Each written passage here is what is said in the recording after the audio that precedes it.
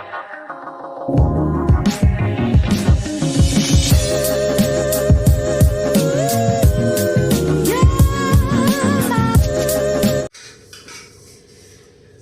Morning खमा गणिसा, कैसे हैं आप सब लोग। स्वागत है आप सबका आपके अपने चैनल नीतू चौहान ब्लॉग्स और नीतू चौहान फैमिली में। और आप सबके क्या हाल चाल कमेंट करके जरूर बताइएगा।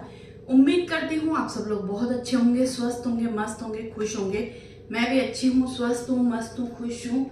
और मुझे हंसी इसीलिए आई क्योंकि मेरे जो बाल है ना, मैंने कैमरे में देखे ऐसे यहाँ से निकल गए थे, जो कि नॉर्मल है, हमेशा आप ब्लॉग में देखते हो ऐसे ऐसे खड़े खड़े होते हैं। तो बस सुबह सुबह का टाइम है, ब्लॉग शुरू कर रहे हैं। ब्लॉग पसंद आए तो प्लीज़ आपसे रिक्वेस्ट है, लाइक करना, कमेंट करना। चैनल पे आप नए हैं तो चैनल को सब्सक्राइब करना। और ये मेरी कढ़ाई, ओ माय गॉड, बहुत ही अच्छी कढ़ाई निकली है मेरी। आप देखो, बिल्कुल एकदम इतना यूज़ करती हूँ मैं इसको, ब्रेकफास्ट लंच। मेरा जो ये बर्तन खरीदने का डिसीजन था एकदम बेस्ट था। और आप पूछोगे जो लोग नए जुड़े हैं कि ये कहाँ से ली, ये हमारे यहाँ पे एक मेला लगता है, शायद जनवरी फरवरी में, दिसंबर में कभी लगा था, मुझे एग्जैक्ट याद नहीं है। उस मेले में से मैंने ली थी। बहुत ही अच्छी लोहे की कढ़ाई है, सच बताती हूँ। मैं ज़्यादा से ज़्यादा सब्जी नाश्ता इसी में बनाती हूँ। तो आज सुबह मैंने सब्जी इसी में बनाई थी, इसको साफ करके रख दी है। और अभी मैं बना रही हूँ ब्रेकफास्ट। ब्रेकफास्ट में मैं बनाऊंगी, पहले कंफ्यूज थे कि दो तरह के पास्ता बनाए, रेड सॉस पास्ता या फिर वाइट सॉस पास्ता, या नूडल्स बनाए, मोमिनो सेवे बनाए, पोहा बनाए, उपमा बनाए। फिर मुझे याद आया कि मैं सिवैयाँ लेके आई थी।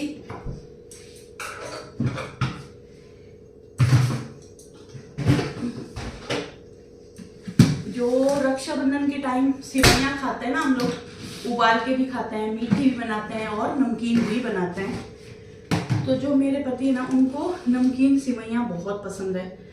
तो ये वाली तो मैं भूल ही गई थी, मैं वो लेके आई हूँ। तो मुझे याद आया क्यों ना मैं ये वाली सिवैयाँ बना दूँ। और ये बहुत अच्छी बनती है, बहुत ही टेस्टी बनती है। तो सिर्फ पतिदेव के लिए ब्रेकफास्ट बनाऊंगी। सानू सो रही है, सानू ब्रेकफास्ट नहीं करेगी, मैं भी नहीं करूँगी। मतलब मैं ब्रेकफास्ट के लिए ना फ्रूट्स खा रही हूँ, इसीलिए। और इसी के साथ में मैं ये बारीक वाली सिवैयाँ भी लेके आई थी। इसका भी है ना ब्रेकफास्ट बहुत अच्छा बनता है, खीर भी बहुत अच्छी बनती है, पर हम नमकीन सिवैयाँ ज़्यादा बनाते हैं। तो इसी के साथ में ये डब्बा भी इसका खाली हो गया है, तो इसमें निकाल देते हैं। और ब्रेकफास्ट के लिए मैंने ये सिवैयाँ निकाली है। ये भी दिखने में तो बहुत ज़्यादा दिख रही है, लेकिन बनेगी जब बिल्कुल इतनी सी हो जाएगी। पहले इसको निकाल देते हैं।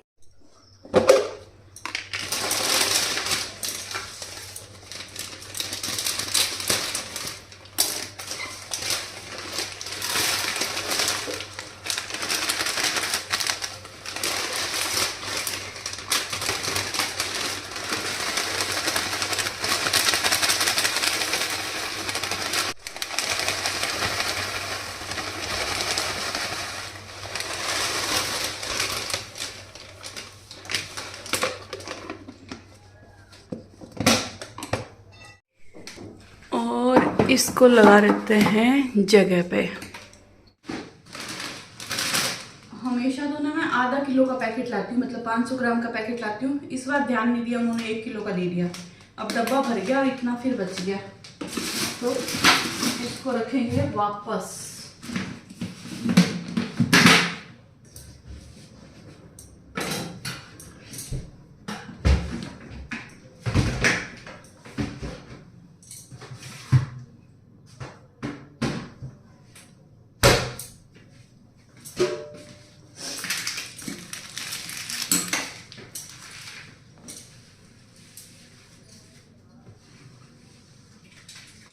और आज सुबह सुबह मैंने बनाई थी अरबी की सब्ज़ी, जो कि देखने में बहुत ही टेस्टी लग रही है। और मुझे पतिदेव की आवाज़ आई कि उनका एक जूता खो गया है, मिल नहीं रहा है।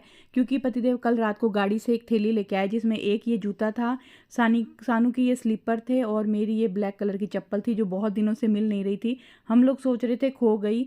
तो मैं जा रही हूँ गाड़ी में देखने के लिए पतिदेव का एक जूता गाड़ी में है या नहीं।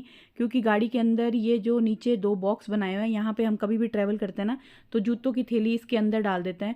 तो कल रात को पतिदेव आए थे गाड़ी से ये थैली लेके, तो उनके हाथ सब कुछ आ गया। लेकिन ये देखो, ये जो जूता आपको कोने में नज़र आ रहा ना, ये जूता निकल के थैली में से इधर साइड में हो गया और पतिदेव को नज़र भी नहीं आया। और हम लोग सोच रहे हैं कि उनका जूता खो गया, लेकिन भगवान की दया ये मिल गया, क्योंकि थोड़ा महंगा जूता है, स्केचर का है और थोड़ा सा महंगा है। तो पतिदेव भी डर गए थे कि कहीं खो नहीं गया हो, तो भगवान की दया से जूता मिल गया है। चलिए जी, पतिदेव का आवाज़ आई कि पहले मेरा जूता देख आए। आपको पता है ये जूता ना, हम लोग मार्च में अमृतसर गए थे ना, तब का ये जूता गाड़ी में पड़ा है।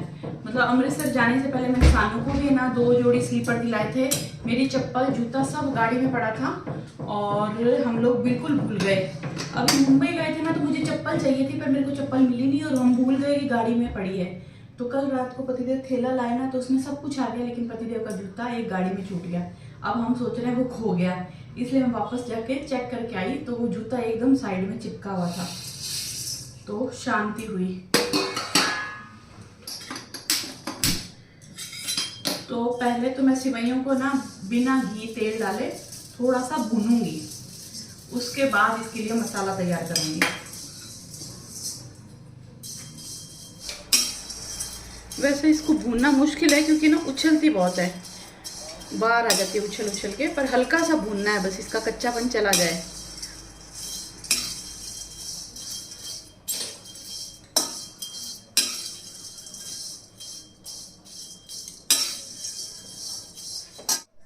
और इनको मैंने हल्का सा ड्राई रोस्ट कर लिया है, बहुत ज़्यादा कलर चेंज नहीं करना है इसका।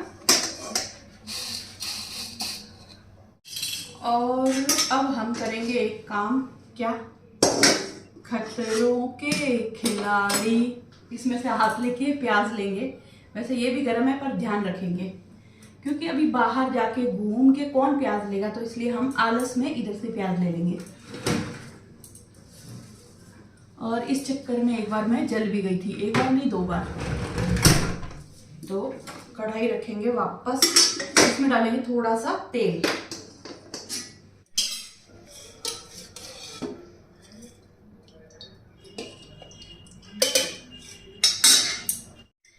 चलिए जी, तेल गरम हो गया, इसमें हम डालेंगे जीरा, फ्लेम कम करेंगे और इसमें हम डालेंगे कटी हुई हरी मिर्ची और प्याज। चिमनी जला देंगे।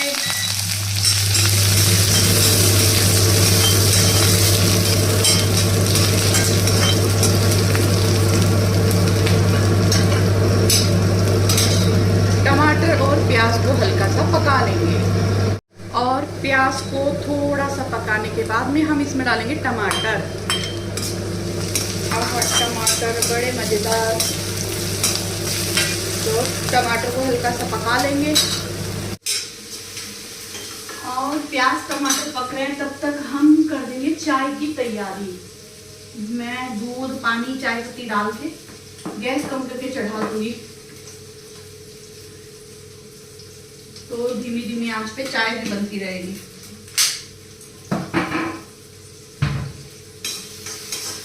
और इसी के साथ में ना एक कमेंट शेयर करूंगी, बहुत ही थोड़ा सा अजीब लगा मुझे, मैं ये भी कह सकती हूँ थोड़ा सा रूड लगा, लेकिन उसके बारे में बाद में बात करेंगे, क्योंकि अभी काम थोड़ा सा जल्दी जल्दी है ब्रेकफास्ट बनाने का, तो हम आराम से बैठ के उसके बारे में भी बात करेंगे। बुरे कमेंट हो या अच्छा कमेंट हो, उस पर बात करना जरूरी है। अगर मैं बात नहीं करूंगी तो मैं ये नहीं समझा पाऊंगी कि मैं ये कमेंट का रिप्लाई क्यों कर रही हूँ, इसीलिए तो आराम से बात करेंगे। तो सबसे पहले हम इसमें डालेंगे नमक,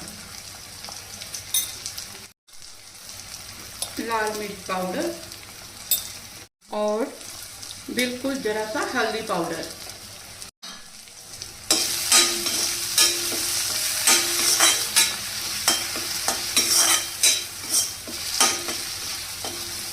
और लो फ्लेम पे मसाले को हल्का सा पकाने के बाद हम इसमें डाल देंगे पानी। मैं ना बिना पानी डाले मसाला पका रही हूँ, एक तो फ्लेम लो है, ऊपर से ये जो कढ़ाई है वो मोटे तले की है, तो मसाला चिपकता नहीं है। और अगर आपका मसाला जल रहा है तो आप उसमें तुरंत थोड़ा सा पानी डाल दें। और अब हम पानी डालेंगे जितना हमें सिवैयों में चाहिए।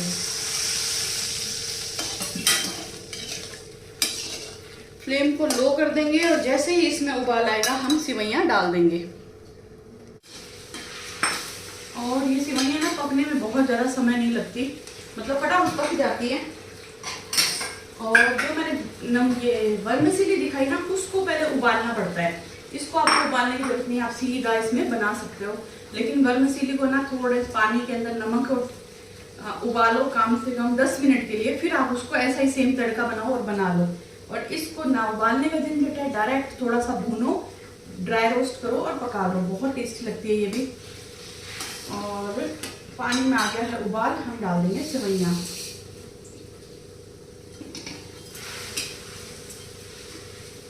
सेवइयाँ डाल दी है, फ्लेम को मैंने लो कर दिया है। इस पे हम लगा देंगे ढक्कन ताकि ये जल्दी पक जाए। और मैं मेरे ब्रेकफास्ट के लिए काटूंगी आज हरे वाले अमरूद। बहुत ही मीठे हैं, बहुत ही सॉफ्ट भी है और मीठे भी हैं। ऐसा नहीं है कि ना हरे हैं तो कड़क होंगे, नहीं, सॉफ्ट हैं, मीठे हैं, बहुत टेस्टी है। और इस पे काला नमक डाल के खाओ, मज़ा आ जाता है। मुझे ना पीले वाले अमरूद अच्छे नहीं लगते।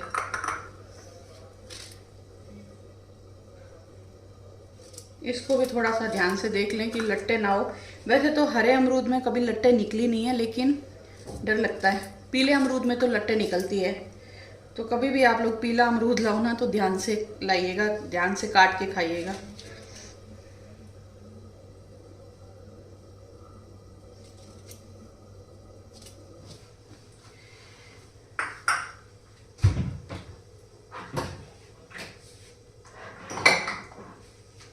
और इसमें हम डालेंगे काला नमक।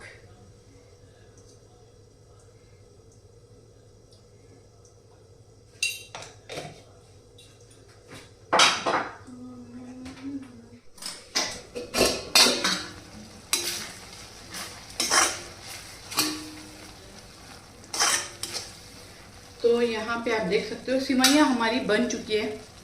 और गैस को कर दूंगी बंद। इसमें नींबू डालूंगी और इसको निकाल लूंगी, क्योंकि लोहे की कढ़ाई में ना खट्टी चीज़ को ज़्यादा देर पकाना नहीं चाहिए।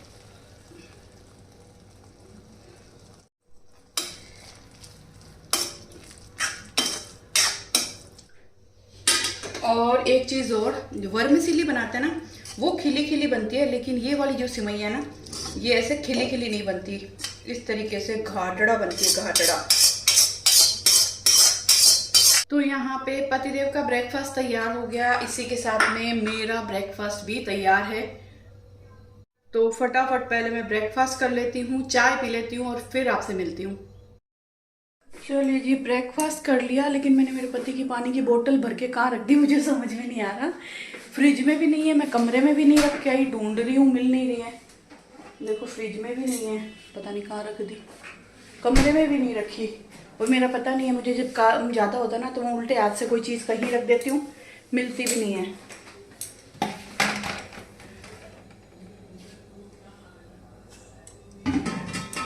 पागल हूँ मैं। मैंने इस बोतल को हर जगह ढूंढ ली, बाहर हॉल में ढूंढ ली, हमारे रूम में ढूंढ ली, फ्रिज में ढूंढ ली, और आखिरकार कहाँ मिली, फिल्टर के पास जहाँ खाली बोतलें रखती हूँ ना वहाँ पे। पहले उनको देख के आती हूँ, फिर चाय लेके आती हूँ। A few moments later. चलिए जी, ब्रेकफास्ट कर लिया और पतिदेव खुश हो गए। ये वाली जो सिवैयाँ है ना उनको इतनी ज़्यादा पसंद है, मतलब उनको हर दूसरे तीसरे दिन बना के दे दो। तो बस ब्रेकफास्ट हो गया, फटाफट मैं करूँगी बर्तन साफ।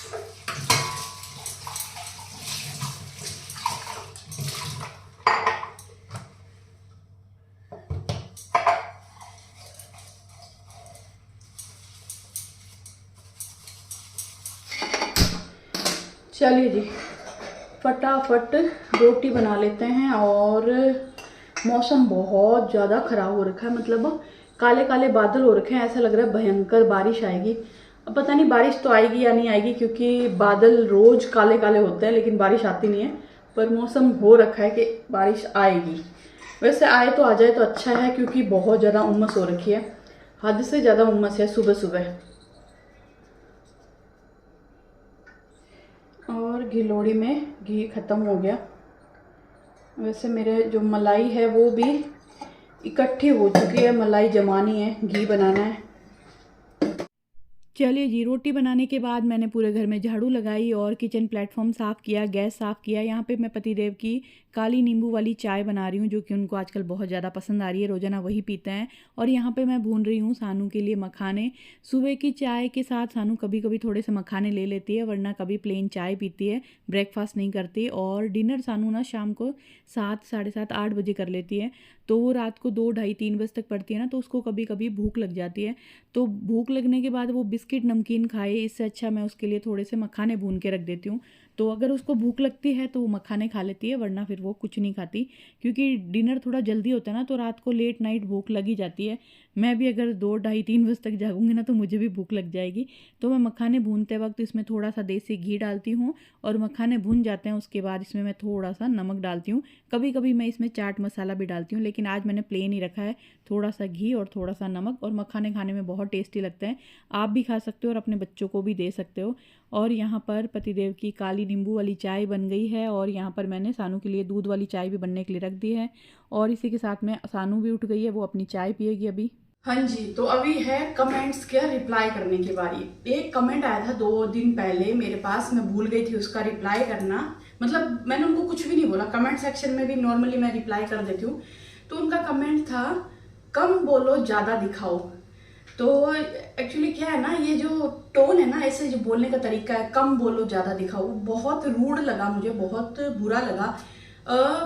आप ये भी बोल सकते थे, देखो मैं ना हर कमेंट का रिप्लाई करने की कोशिश करती हूँ, कमेंट सेक्शन में भी और वैसे ब्लॉग में भी। और ये मुझे बताना जरूरी था कि मुझे आपका कमेंट खराब लगा। खराब बोले तो थोड़ा अच्छा नहीं लगा, अच्छा नहीं लगा, मैं ये बोलूँगी, ठीक है। आप ये भी बोल सकते थे कि देखो क्या होता है ना, आप अगर किसी को बुरा कमेंट करोगे, बुरा बोलोगे, किसी का दिल दुखाओगे, और ऐसा नहीं यूट्यूब पे, आप रियल में भी किसी को अपनी डेली रूटीन में, डेली लाइफ में अगर किसी को बुरा बोलते हो, दिल दुखाते हो, तो ऊपर वाला सब देखता है। मैं हमेशा, मैं मेरे लिए नहीं बोल रही, मैं सबके लिए बोल रही हूँ।